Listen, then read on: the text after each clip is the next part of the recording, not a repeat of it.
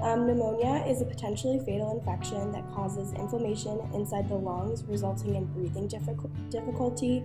The signs can vary, but it mocks the common cold with extra chest congestion. It's also typically a secondary infection, so elderly and babies are more at risk due to their weakened immune system, same with immunocompromised people. And then the signs and symptoms vary depending on the causative agent. The primary symptoms for pneumonia are a persistent cough with phlegm, chest pain when breathing, shortness of breath, and fatigue. These primary symptoms are what doctors typically look for when attempting to diagnose a patient with pneumonia. The secondary symptoms of pneumonia are high fever and chills and sweats. These are the secondary symptoms because it's the typical cold and flu-like symptoms that come with pneumonia, but unless it's accompanied by the primary symptoms, such as cough with phlegm in your chest, these symptoms don't constitute a diagnosis of pneumonia. The causative agents for pneumonia are bacteria and viruses that are common in the air we breathe, but our immune system can become overwhelmed by these common bacteria and viruses, and then you acquire pneumonia.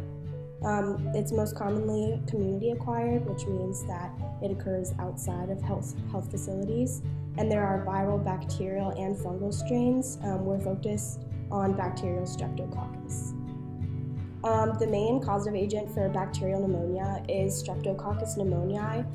It's a gram-positive bacteria, which means it has no outer membrane. It's coccus-shaped, so it's circular-shaped, but usually comes in chains, and it's part of your regular upper respiratory flora, which means it resides asymptomatically in the nasopharynx, which is the upper portion of your pharynx. Streptococcus pneumoniae has 154 genes contributing to its virulence.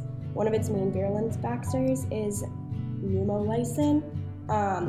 When pneumolysine is released by the bacteria, it assists in adhering the bacteria to host cells, and it has the ability to lyse and interfere with cells that are meant to carry out proper immune responses.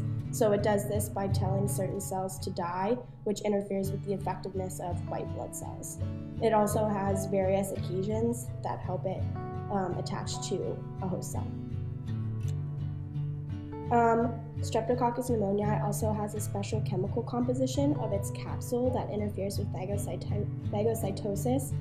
The chemical composition of the capsule and cell wall allow the bacteria to protect itself against the body's immune system to stay alive in the host. There's also components of the cell wall that assist in immunogenicity. These are proteins that are on the cell wall that keep it alive.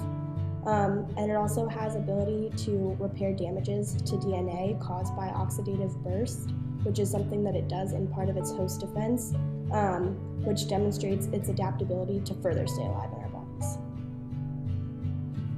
The pathogenesis of pneumonia starts with bacteria from the upper airways or hematogenous spread finding their way into the lung parenchyma.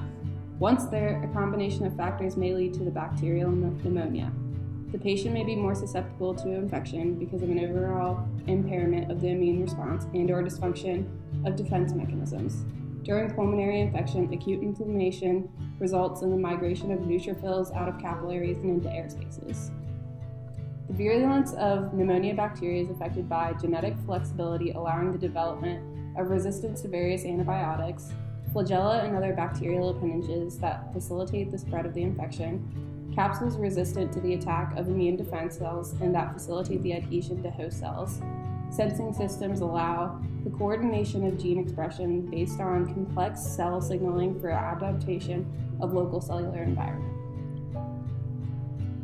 The highest rates of incidence are in central and eastern regions of the United States. It grows most abundantly in moist soil high in nitrogen, especially those supplemented by bird and bat droppings. 80 to 90% of the population in Ohio, Illinois, Arkansas, Missouri, Kentucky, Tennessee, Michigan, and Georgia, high prevalence areas, show signs of prior infection. The largest outbreak was in Indianapolis in 1978. 100,000 people became ill.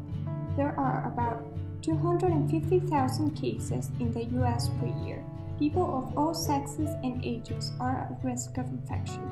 Majority of symptomatic cases are experienced by adult males. It is endemically distributed on all continents except Australia. It can be transmitted through droplet contact or endogenous transfer. It can also be transmitted through water droplets, also known as vehicle transmission, or inhalation of fungal spores. Pneumonia can help be prevented by secondary vaccination. These vaccinations include influenza type B, influenza, measles, pertussis, pneumococcus, and varicella. Pneumonia can also be prevented by washing one's hands, avoiding those who are infected, and cleaning surfaces touched frequently or by one who is infected. Treatment for pneumonia can be difficult. If it is bacterial, antibiotics can cure most cases of pneumonia. However, if it is viral, one can take either fever reducers or cough suppressant to help your body cure the disease itself. The cough suppressant will allow your throat to rest and recover, preventing increased infection, and because it is viral, it cannot be cured by antibiotics.